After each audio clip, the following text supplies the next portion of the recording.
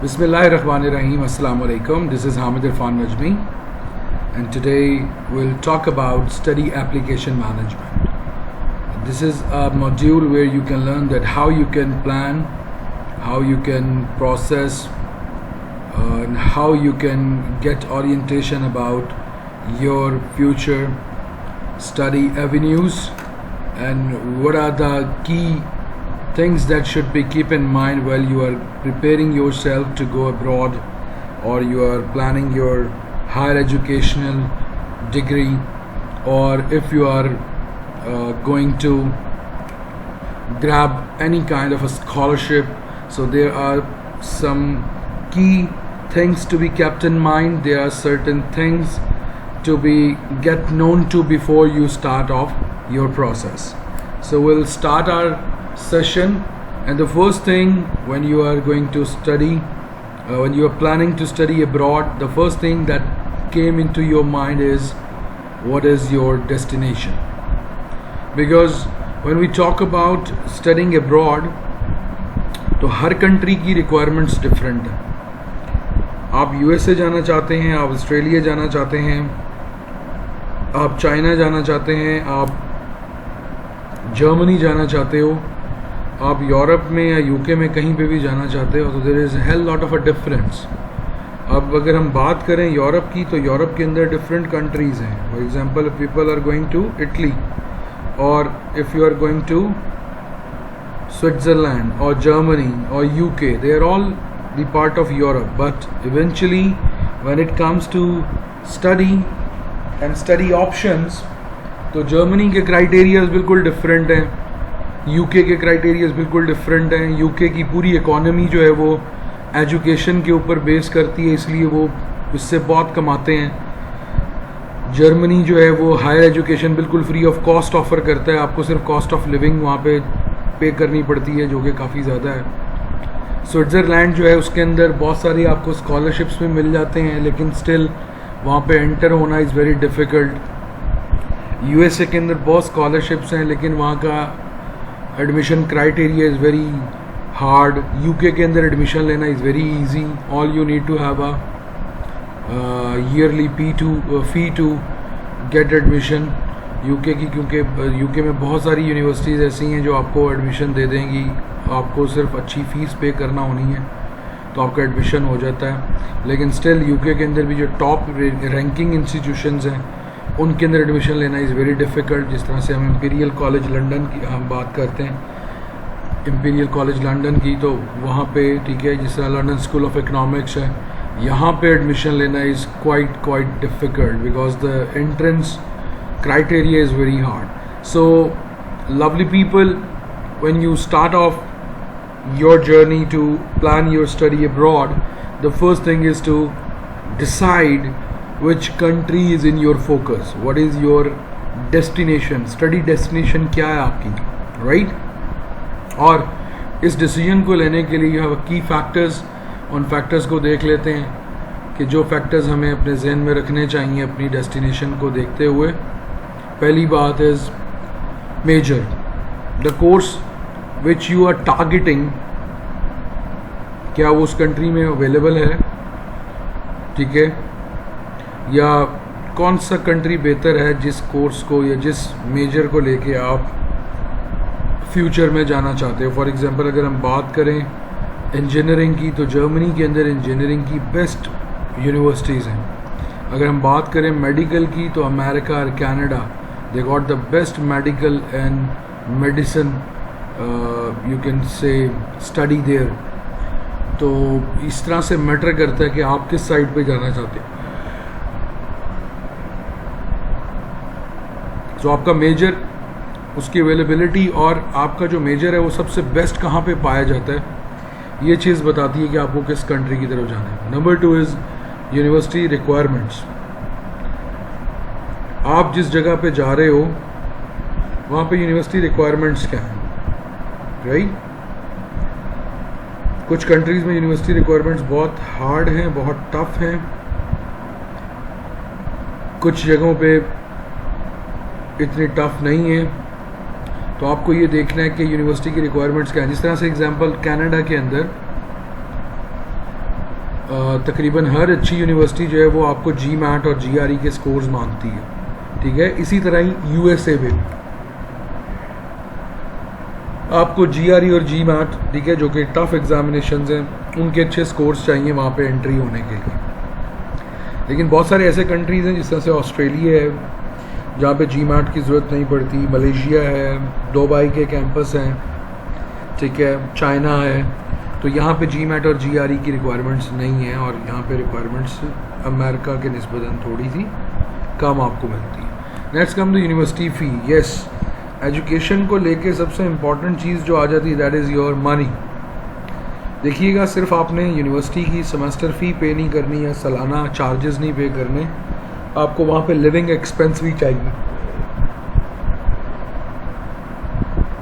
आपको वहाँ पे अकोमोडेशन भी चाहिए, आपने वहाँ पे रहना भी है, आपने वहाँ पे खाना पीना भी है, आपने वहाँ पे ट्रेवल भी करना है, ठीक है, आपने वहाँ पे इंटरटेनमेंट भी करनी है। So there is lot of things that you have to keep in your mind when you are budgeting your abroad education, right. तो उसके अंदर आपको सिर्फ ये नहीं देखना कि यूनिवर्सिटी की फ़ी क्या है, आपको साथ ये भी देखना है कि आपकी लिविंग कॉस्ट क्या है, आपकी ट्रेवलिंग कॉस्ट क्या है, राइट। तो ये भी कुछ एलिमेंट्स हैं जो आपके सामने आ जाते हैं। Now comes the travelling distance. Travelling distance जो है उसको ज़हन में रखना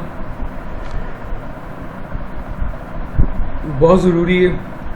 फॉर एग्ज़ाम्पल, आपको आपके बेस कंट्री से if you are in Pakistan, आपको कितना टाइम लग जाता है अपनी स्टडी डेस्टिनेशन पे जाने के लिए। If you are in UK तो it will take long hours, if you are in America it will take more long hours, but if you are in China इतनी दूर नहीं लगेगा, ठीक है। फिर चाइना में भी कहाँ पे, ठीक है, देखें चाइना बहुत बड़ा है, तो जोग्राफिकली किस जगह पे आप लाई करते हो। Then comes if you are targeting Australia, there is a hell lot of a long flight you have to take.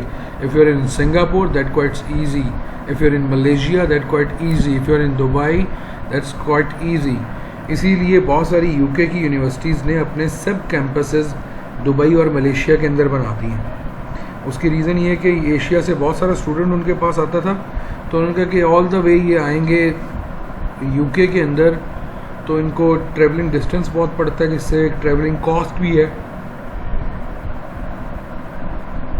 तो इसलिए उन्होंने अपने कैंपसेस जो हैं वो मलेशिया में और दुबई में भी बना दी।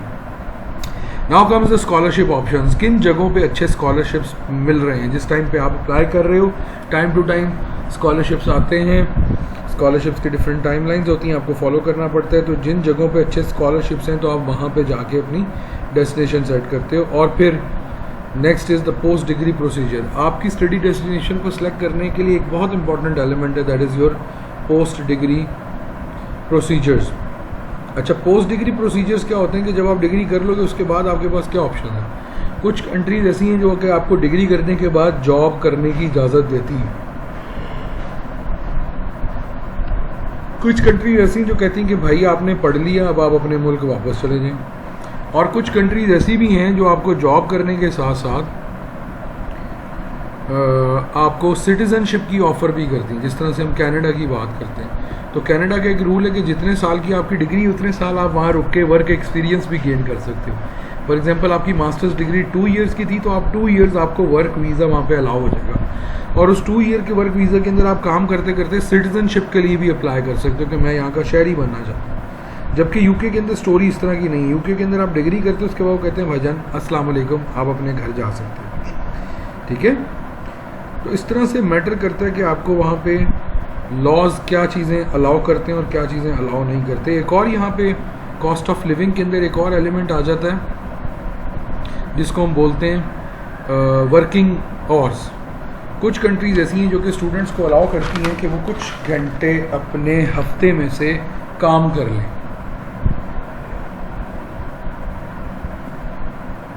ऐसा करने से क्या होता है कि आप अपनी कॉस्ट ऑफ लिविंग वहाँ पे रह के निकाल लेते हो। लेकिन कुछ ऐसे कंट्रीज़ भी हैं जो स्टूडेंट को बिल्कुल अलाउ नहीं करते कि आप काम करें।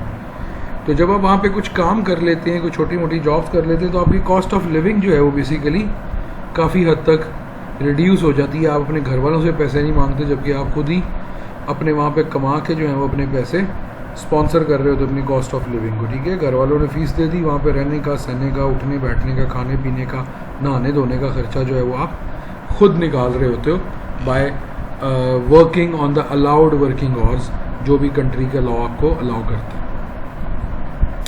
Next in line is that how you would apply कैसे किया जा सके। अप्लाई करने के लिए भी there are a lot of things that you have to मतलब make sure that you are up to the mark and things are in straight line and things are smooth। और वो फैक्टर्स कौन से हैं आइए देखते हैं कि फाइंडिंग यूनिवर्सिटीज़। तो जब आपने अप्लाई करना है तो आप यूनिवर्सिटी को ढूंढते हो। अब यूनिवर्सिटी को आप किस तरह ढूंढते हो, आप अपने क्राइटेरिया के साथ मैच करते हो। पहली बात जो आप मेजर करना चाह रहे हो, फॉर एग्जांपल आप बिजनेस करना चाह रहे हो, आप लिंग्विस्टिक्स में जाना चाह रहे हो, आप सॉफ्टवेयर इंजीनियरिंग में जाना चाह रहे हो। अब सॉफ्टवेयर इंजीनियरिंग में भी आगे बहुत सारे टाइप्स हैं। आप आर्टिफिशियल इंटेलिजेंस में जाना चाह रहे हो, रोबोटिक्स में जाना चाह रहे हो, इंजीनियरिंग साइड पे जाना चाह रहे हो। इंजीनियरिंग के अंदर भी 100-200 फील्ड्स हैं। सो कहने का मकसद ये है कि आपका जो मेजर है वो यूनिवर्सिटी में अवेलेबल है, नंबर 1। नंबर 2, यूनिवर्सिटी की रिक्वायरमेंट्स क्या हैं। कुछ यूनिवर्सिटीज़ बहुत हाई रैंक्ड जो यूनिवर्सिटीज़ होती हैं, जो टॉप नॉच यूनिवर्सिटीज़ होती हैं, उनकी रिक्वायरमेंट्स उतनी सख्त होती हैं because they want a good candidate. वो चाहते हैं कि काबिल लोग आएँ और काबिल लोग यहाँ से और ज़्यादा काबिल होके जाएँ। तो इसलिए यूनिवर्सिटी की रिक्वायरमेंट्स बहुत हाई होती हैं। जिस तरह से आप यहाँ पे देखें पाकिस्तान के अंदर भी गवर्नमेंट यूनिवर्सिटीज़ के मेरिट ज़्यादा हाई होने की वजह क्या है, it's not the quality, it's just the कि यूनिवर्सिटी की फ़ीस जो है वहाँ पे कम होती, तो लोग कम फीस के अंदर अच्छी गवर्नमेंट रिकॉग्नाइज्ड डिग्री ले लेते हैं, ठीक है। जबकि दूसरे साइड पे प्राइवेट सेक्टर में देखें, आप लम्स में अप्लाई करें तो एंट्री रिक्वायरमेंट बहुत टफ है, IBA में अप्लाई करें तो बहुत टफ है, ठीक है। तो समझ आ रही है आपको कि क्या रिलेशनशिप है। नाउ कम्स द यूनिवर्सिटी फ़ी। कुछ यूनिवर्सिटीज़ फ़ी के अंदर रिलैक्सेशन देती हैं, कुछ यूनिवर्सिटीज़ स्कॉलरशिप ऑफ़र करती हैं, कुछ यूनिवर्सिटीज़ ये दोनों नहीं करती, कुछ एक करती हैं, कोई दूसरी ऑप्शन नहीं करती।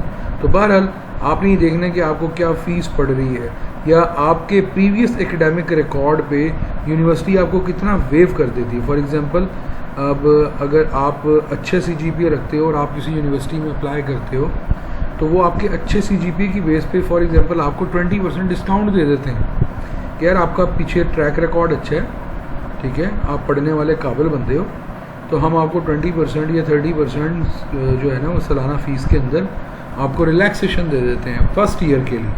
हाँ, सेकंड ईयर के लिए फिर जो आपके फर्स्ट ईयर के रिजल्ट्स होंगे उनसे हम डिसाइड करेंगे कि क्या आपको स्कॉलरशिप और दिया जाए कि ना दिया जाए। अच्छा, बहुत सारे स्टूडेंट ऐसे भी करते हैं कि यहाँ से अच्छी यूनिवर्सिटीज़ में चले जाते हैं, वहाँ जाके फिर मेहनत करते हैं और फिर अच्छे मार्क्स लेते हैं और उन मार्क्स की बेसिस पे अप्लाई करते हैं यूनिवर्सिटी के अंदर कि देखें जी मैंने इतने मार्क्स लिए हैं, मेरे इतने अच्छे नंबर हैं, क्लास में मैंने टॉप किया, तो लिहाजा मुझे स्कॉलरशिप दिया जाए। तो वहाँ पे जाके भी आप अप्लाई कर सकते हो और डिफरेंट स्कॉलरशिप ऑप्शंस ले सकते हो। Now comes the accommodation options, ठीक है। 2-3 किस्म की ऑप्शंस होती हैं। पहली बात तो ये होती है कि आपको अकोमोडेशन ऑन कैंपस मिल जाए, मतलब यूनिवर्सिटी के जो हॉस्टल्स हैं उसके अंदर आपको रहने की जगह मिल जाए, तो दैट इज़ गुड, ठीक है। आपकी ट्रैवलिंग बचती है, लेकिन that is some time very costly as well. Second option होती है कि आप यूनिवर्सिटी के इर्द गिर्द कुछ एरिया रेंट पे मिल जाए, आपको रूम मिल जाए तो आप वो ले लेते हो, ठीक है। कुछ बच्चों ने रूम्स लिए होते हैं, उनके पास जाके देख लेते हो कि भाई किसी के पास कोई जगह है तो आप वहाँ पे रुक जाते हो। नंबर 3 इसके कुछ फैमिलीज़ भी अपने रूम्स को रेंट आउट करती हैं, ठीक है। जिस तरह पेइंग गेस्ट का कॉन्सेप्ट है कि आप वहाँ पे पेइंग गेस्ट बन जाते हो कि एक फैमिली है, उनके ऊपर वाले पोर्शन में एक ही कमरा है और जो खाली होता है तो वो रेंट पे देना चाहते हैं, तो आप उन फैमिली के साथ अटैच हो जाते हो और पेइंग गेस्ट बन जाते हो। तो फिर वो आपको शेयर कर लेते हैं अपना वो कमरा, तो आप उस घर के अंदर एज अ पेइंग गेस्ट रहने लग जाते हो। ये भी एक नॉमिनल जो है वो ऑप्शन हो जाती है, ज़्यादा कॉस्टली नहीं होती, जबकि स्टैंडर्ड जो अगर आप हॉस्टल के अंदर फैसिलिटी लेना चाहते हो तो वो अक्सर आपको महंगी भी पड़ जाती है। Now comes the university requirement. अच्छा, अब यूनिवर्सिटी की रिक्वायरमेंट्स में क्या क्या चीज़ें हो सकती हैं उसका थोड़ा सा हम जायज़ा लेते हैं। पहली बात तो ये कि एकेडमिक परफॉर्मेंस, कुछ यूनिवर्सिटीज़ अपनी डिग्री के अंदर डाल देती हैं कि भाई अगर आपके इतने नंबर हैं तो ही आप अप्लाई करें, वरना आप अप्लाई ना करें, ठीक है। ओके, तो अच्छा, कुछ यूनिवर्सिटीज़ ऐसे भी कहती हैं कि जी इतना मिनिमम क्राइटेरिया हमारा, इससे नीचे वाला जो CGPA का होगा वो बच्चा हम नहीं लेंगे, ठीक है। तो वो कट ऑफ एक CGPA अनाउंस कर देते हैं, फॉर एग्जांपल 2.5 उन्होंने लगा दी या 2.75 लगा दी, ठीक है। और कुछ यूनिवर्सिटीज़ जो टॉप नॉच यूनिवर्सिटीज़ हैं उसके अंदर ये भी होता है कि 3 CGPA से ऊपर का बच्चा हमने लेना है, इससे कम स्कोर्स वाला बच्चा हमने लेना ही नहीं। तो एकेडमिक परफॉर्मेंस मैटर करती है। मैंने बताया कि अगर आपकी एकेडमिक परफॉर्मेंस बहुत अच्छी है, जिसकी 3.8 है, वो जब बात करेगा तो वो कहेगा जी मेरी 3.8 है, मुझे साथ स्कॉलरशिप भी दे, ठीक है। So academic performance is one of the entrance requirement. Number 2 is online application form. सारी यूनिवर्सिटीज़ आजकल जितनी भी दुनिया की वो ऑनलाइन एप्लीकेशन पे बिलीव करती हैं, ठीक है। और वो कहते हैं कि अब तो पाकिस्तान की भी सारी यूनिवर्सिटीज़ जो हैं वो ऑनलाइन एडमिशन की तरफ चले गई हैं। सो ऑनलाइन एप्लीकेशन फॉर्म आप फिल करते हो और यूनिवर्सिटी को अपलोड करते हो, और उसके बाद यूनिवर्सिटी आपसे कोऑर्डिनेशन बिल्ड करती है। Next come the English proficiency. अब इंग्लिश प्रोफिशेंसी क्या है, ठीक है। इंग्लिश प्रोफिशेंसी मीन्स कि आप कितने प्रोफिशेंट हो इंग्लिश बोलने के लिए, इंग्लिश लैंग्वेज पे आपकी कितनी गिरफ्त है। तो इसके लिए 2 मेजरली जो है वो टेस्ट जो है वो रिकॉग्नाइज्ड किए जाते हैं पूरी दुनिया में। पहला तो है कि आइल्ट्स का टेस्ट है, ठीक है, और दूसरा जो है वो टॉफल है। टॉफल ज़्यादातर अमेरिका और कनाडा के अंदर जो है वो रिक्वायर की जाता है, जबकि बाकी दुनिया के अंदर आइल्ट्स के रिज़ल्ट जो हैं वो एक्सेप्ट किए जा सकते हैं, ठीक है। तो इसके ऊपर भी एक सेशन इंशाल्लाह आप लोगों के लिए डिज़ाइन करेंगे कि आइल्ट्स को किस तरह से क्रैक किया जा सके। तो अमेरिकन यूनिवर्सिटीज़ भी आइल्ट्स भी ले लेती हैं, तो टॉफल भी ले लेती हैं, दोनों ही ले लेती हैं, लेकिन ज़्यादातर जो दुनिया के अंदर जो एक्सेप्टेबल है दैट इज़ आइल्ट्स, ठीक है, जिसकी हम बात करें IELTS इंटरनेशनल इंग्लिश लैंग्वेज जो है, इस तरह से इसका कोई एंक्रोनम है, टेस्टिंग सर्विसेज शायद। तो बेसिकली आइल्ट्स का जो टेस्ट है ये मैंने भी दिया इन मार्च 2017 आई गेस, हाँ ठीक है, हाँ मैंने 17 में दिया था, ठीक है। तो इट्स वेरी इजी, इतना मुश्किल नहीं है, सिर्फ टेस्ट के फॉर्मेट को समझने की ज़रूरत होती है। सो इंग्लिश प्रोफिशिएंसी के लेटर भी होते हैं। अच्छा, वो आइल्ट्स की भी फिर स्कोर्स हैं। इफ़ यू हैव 5 बैंड, अगर आपका 5 बैंड स्कोर है, 5.5 बैंड स्कोर है, 6 है, 6.5 है, 7 है, ये भी बहुत मैटर करता है। अगर यूनिवर्सिटी की रिक्वायरमेंट है जी कि हमारा 5.5 बैंड है, ठीक है, तो ये लोएस्ट रिक्वायरमेंट यही होती है, और हाईएस्ट जो रिक्वायरमेंट है वो 7.5 तक की जाती है, ठीक है। So when I did my examination so I scored 7.5, ठीक है। और मुझे थोड़ा बाद में रियलाइज़ हुआ कि मेरा जो राइटअप का सेक्शन था वो थोड़ा वीक था। अगर मैं उसकी प्रैक्टिस कर लेता 1-2 दिन तो शायद ये मेरा 8 भी हो सकता था सपोज, क्योंकि मेरे राइटिंग के अंदर मार्क्स थोड़े कम आए थे बाकी लिसनिंग स्पीकिंग रीडिंग के मुकाबले में। एनीवेज, सो आइल्ट्स के अंदर बेसिकली जो आपको रिक्वायरमेंट्स यूनिवर्सिटी के पेजेस पे मिलती हैं तो यही होती है, कुछ कहते हैं 6 होना चाहिए, कुछ कहते हैं 5.5, कोई कहते हैं 6.5, और जो टॉप नॉच इंस्टीट्यूशन है वो कहते हैं 7.5 होने चाहिए, ठीक है। या जो लोग PhD के लिए जाते हैं तो उनके लिए भी रिक्वायरमेंट 7+ की होती है। सो इसकी बेसिस पे भी आपको स्कॉलरशिप मिल सकते हैं। जिनके आइल्ट्स स्कोर अच्छे होते हैं यूनिवर्सिटीज़ उनको भी स्कॉलरशिप्स दे देती हैं कि यार ये बंदा काबिल लगता है, इसकी इंग्लिश लैंग्वेज प्रोफिशिएंसी अच्छी है, तो ये जो है ना क्या कहते हैं इसको हम एडमिशन दे सकते हैं, इसको हम अच्छा स्कॉलरशिप भी दे सकते हैं। Then comes the letter of reference और letter of recommendation. Letter of recommendation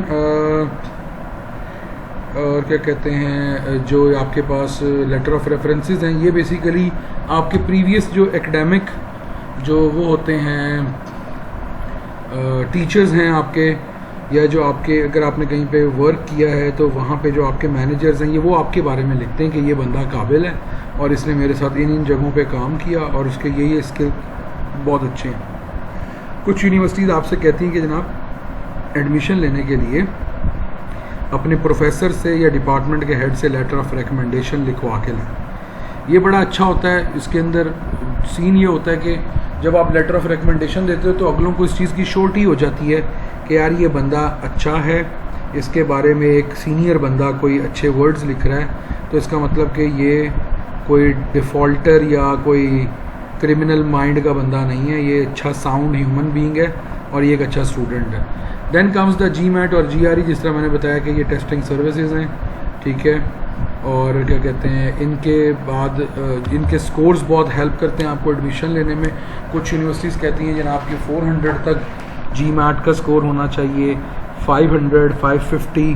तो ये कुछ ऐसे रिक्वायरमेंट्स यूनिवर्सिटी लगा देती हैं। और अगर ये यूनिवर्सिटी आप ऐसी सर्च करते हो जिसके अंदर GRE और GMAT की रिक्वायरमेंट है, तो फिर आपको पहले वो टेस्ट देना पड़ेगा, उसके रिजल्ट्स फिर यूनिवर्सिटी को भिजवाने पड़ेंगे। Then comes the educational transcript. आपके जितने भी एजुकेशनल डॉक्यूमेंट्स हैं, आपकी डिग्रीज़ हैं, आपके ट्रांसक्रिप्ट्स हैं, वो आपको भेजने पड़ते हैं। Then comes your CV and resume. ठीक है, ज़्यादातर CVs भेजते हैं लोग क्योंकि उसके अंदर डिटेल एनालिसिस होता है। रेज़मे एक शॉर्ट फॉर्मेट है, ठीक है, तो आप CVs अपनी अटैच करते हो, अपनी अच्छी सी CV बना के डालते हो। Then comes the statement of purpose.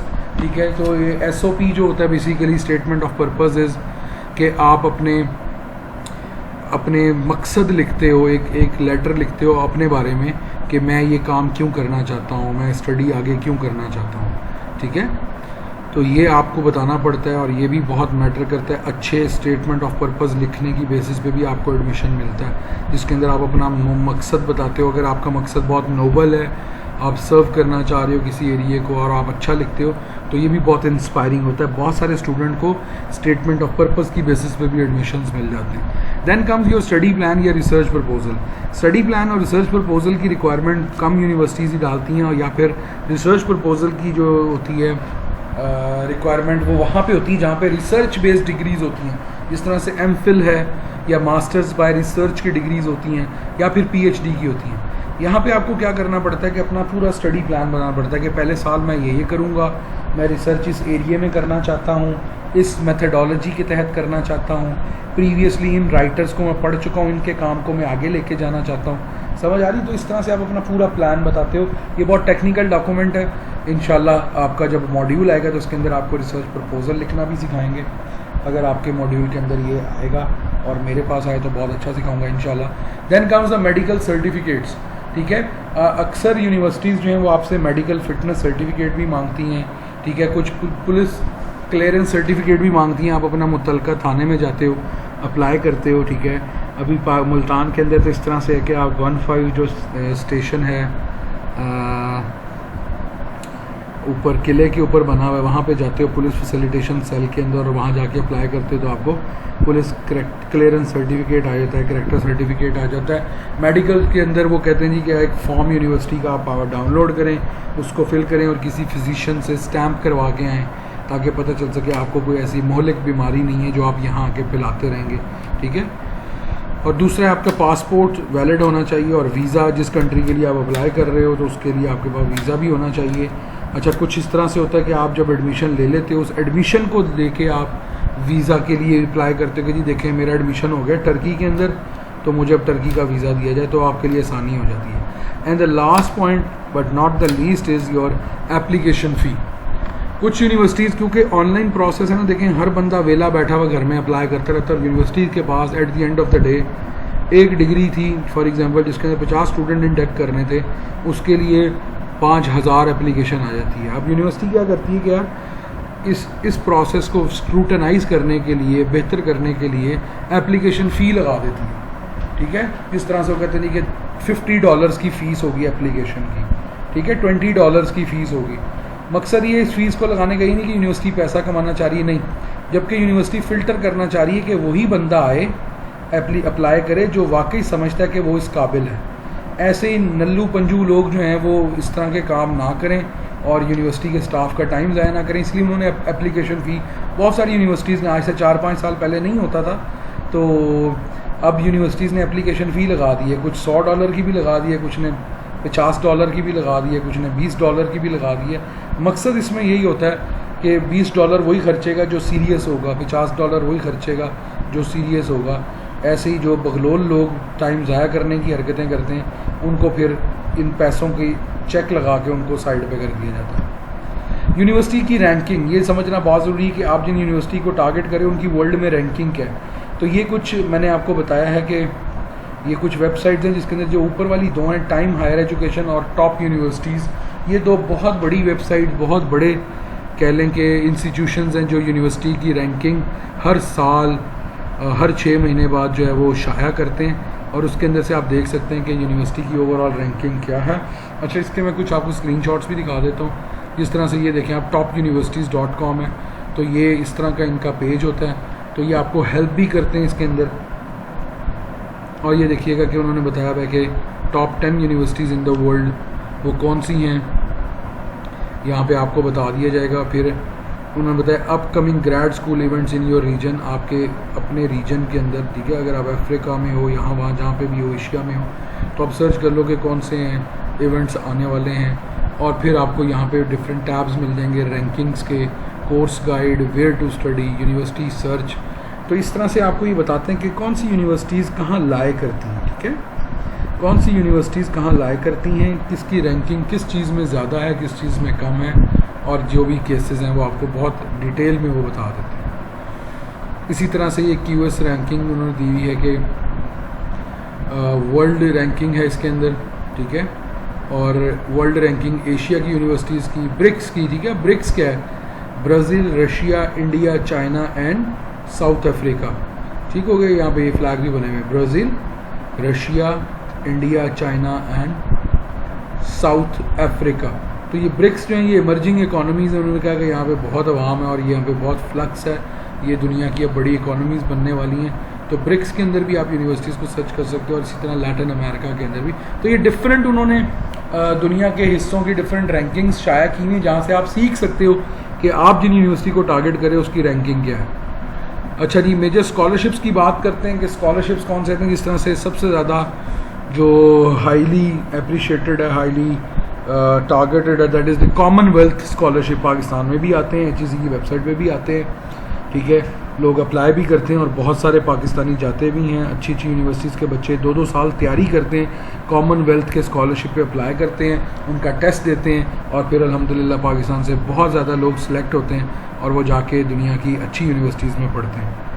HEC के स्कॉलरशिप्स भी आते रहते हैं, HEC के कोलैबोरेशन भी होते रहते हैं डिफरेंट कंट्रीज़ के साथ। जिस तरह से अभी लास्ट टर्की के साथ कुछ कोलैबोरेशन हुआ, चाइना के साथ हुआ, तो बहुत सारे बच्चे हमारे पाकिस्तान के वो स्कॉलरशिप्स पे गए HEC की तरफ से, टर्की में भी और अमेरिका में भी गए, और क्या कहते हैं चाइना में भी गए। और इस तरह time to time different countries के साथ MOU HEC साइन करता रहता है, तो स्कॉलरशिप ऑप्शंस निकलती रहती हैं। Then comes the IPC। IPC is a cultural exchange program, inter provisional coordination कहते हैं इसको।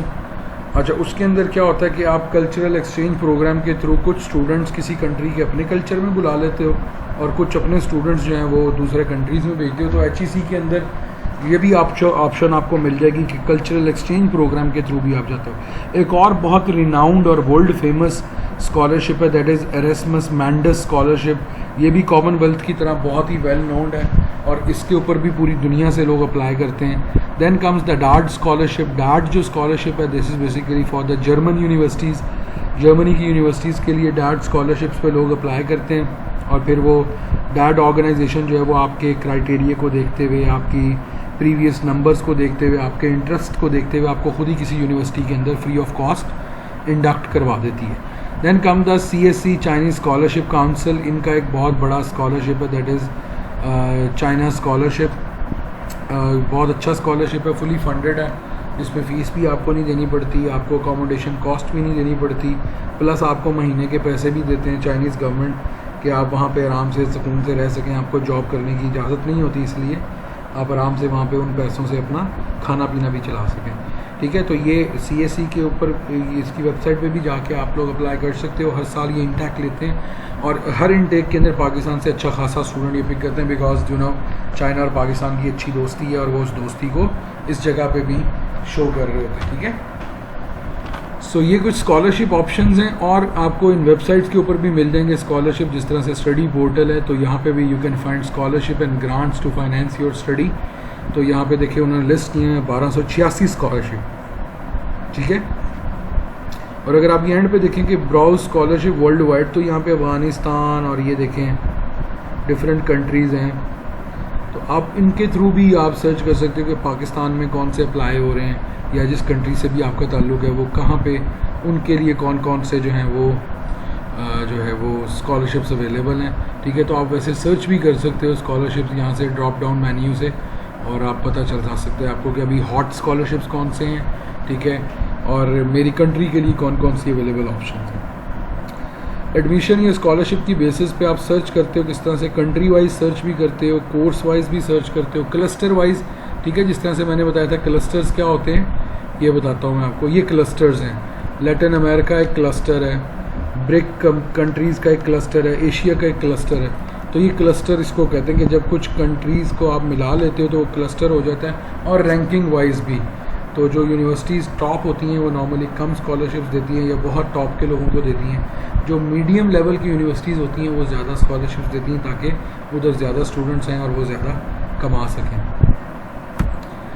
Next is your English proficiency. इसके ऊपर मैंने बात की, आइट्स के टेस्ट की, टॉफल के टेस्ट की, और third option is your proficiency letter. Proficiency letter क्या होता है ये समझाना बहुत ज़रूरी है।